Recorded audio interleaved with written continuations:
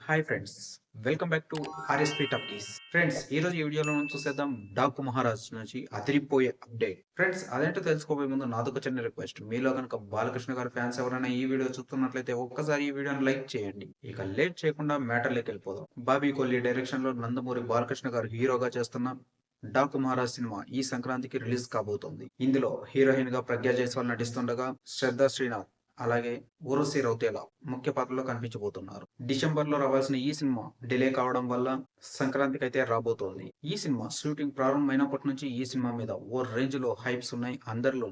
దీనికి తగ్గట్లుగానే సినిమాను ఓ రేంజ్ లో తీస్తూ బాబీ గారు సర్ప్రైజ్ చేస్తూ వచ్చారు. కానీ ఫైనల్ గా రిలీజ్ చేసిన టీజర్ చూసిన తర్వాత అందరూ ఆహో ఓహో అంటూ తెగ పొగడేస్తున్నారు. ఎందుకంటే టీజర్ అలా ఉంది మరి.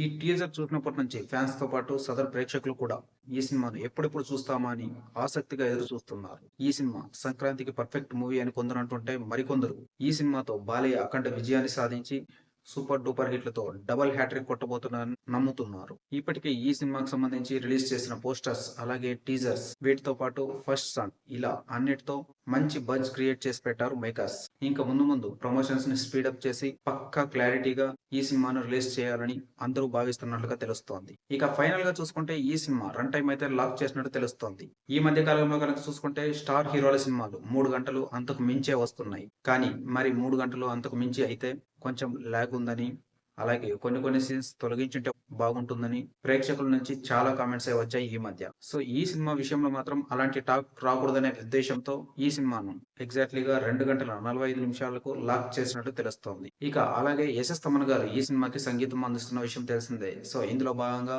రీసెంట్ గా అయితే ఒక సాంగ్ అయితే రిలీజ్ చేయడం జరిగింది. ఈ సాంగ్ లో బాలకృష్ణ గారి లుక్స్ సంబంధించిన ఎలివేషన్స్ ఓ రేంజ్ లో ఉన్నాయి. ఆయన పౌరుషం అలాగే ఆయన చేసిన పోరాటాల గురించి ఈ సాంగ్ చాలా పవర్ఫుల్ గా ఇంట్రడ్యూస్ చేస్తూ ఓ రేంజ్ లో ఉంది. అలాగే మాస్ ఆడియన్స్ తో పాటు క్లాస్ ఆడియన్స్ కూడా ఈ సాంగ్ చాలా బాగా ఆకట్టుకుందని తెలుస్తోంది. ఇక ఇప్పటికే చూసుకుంటే 2 టీజర్స్ అయితే రిలీజ్ చేయడం జరిగింది. 2 టీజర్స్ లోను తమన్ గారు బ్యాక్గ్రౌండ్ మ్యూజిక్ తో దుమ్ము లేపేశారు, బెదరగొట్టేశారు అంతే. యాక్చువల్ గానే బాలకృష్ణ గారు ఎస్ఎస్ తమన్ గారి కాంబినేషన్ లో మ్యూజిక్ అంటే ఓ రేంజ్ లో ఉంటుంది. అందులోనూ బ్యాక్గ్రౌండ్ స్కోర్ అయితే మరి ఏ హీరోకి ఇవ్వనంత బ్యాక్గ్రౌండ్ మ్యూజిక్ ఒక్క బాలకృష్ణ గారికి మాత్రమే ఇస్తారు ఎస్ఎస్ తమన్ గారు. సో వీళ్ళిద్దరి కాంబినేషన్ లో ఈ సినిమాతో మరో హ్యాట్రిక్ కొట్టబోతున్నారని తెలుస్తోంది. ఇక అలాగే చూసుకుంటే ఈ సినిమాలో ఒక యంగ్ హీరో గెస్ట్ రోల్ కూడా ఉంటుందంట.